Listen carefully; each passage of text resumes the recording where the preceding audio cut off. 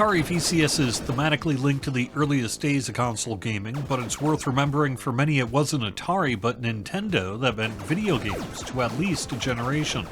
And for these folks, Biolab Wars is an absolute must-buy. If you like run-and-gun, NES, or maybe Super Nintendo-style shooters like Contra, get this game immediately. You won't mistake it for an NES game. For one, it runs too well and is too polished by modern experience, but the gameplay and presentation absolutely nails this era of gaming.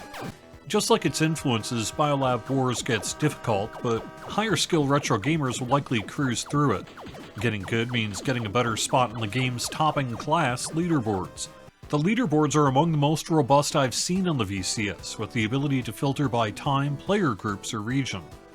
The classic controller is not technically listed as supported due to the use of 3 buttons, one for jump, one for shoot, and one for special attacks like grenades. The buttons are mapped by default on the classic to back, menu, and B, so you could theoretically get it working, but control is poor. However, another great thing about Biolab Wars is it goes above and beyond in offering robust controller and keyboard remapping.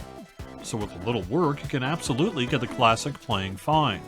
The options also offer a number of video filters, including CRT-like filters, and the ability to set various levels of screen shake from its default high to off.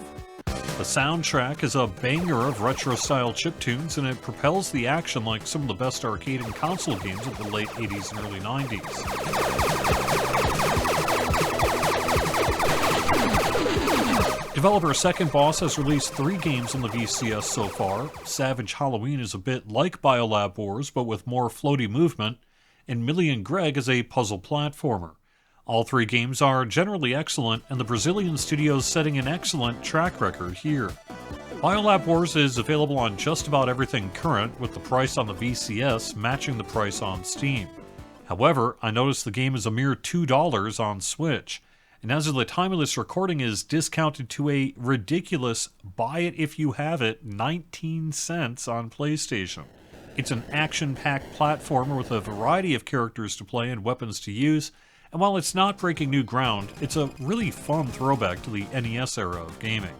Thanks for watching. I'll have more videos in the coming weeks, including a look at the pretty darn great Circus Interstellar and some other games in my backlog. Liking helps spread the word about the channel, and subscribing gets these videos in your feed. Have fun!